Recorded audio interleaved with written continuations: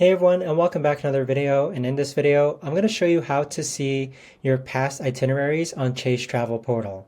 Now this video is going to be particularly useful for individuals. Let's say that you've just recently came back from a trip and you need the itinerary for insurance purposes.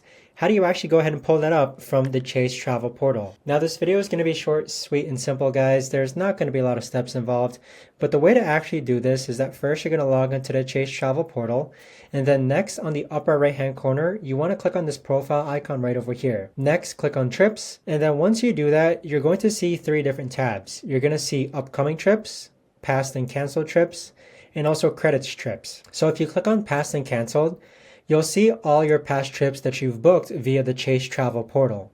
Now, in order to grab that itinerary, let's take this trip here, for example. You could actually click onto a trip and then click on itinerary. So that right there, guys, is the best and easiest way that I know of to actually go ahead and get your past itineraries on the Chase Travel Portal. If you guys know of a better or easier way to actually do this, let me know in the comments down below. I would love to know. Thanks so much for watching, everyone, and I'll see you guys all in the next video.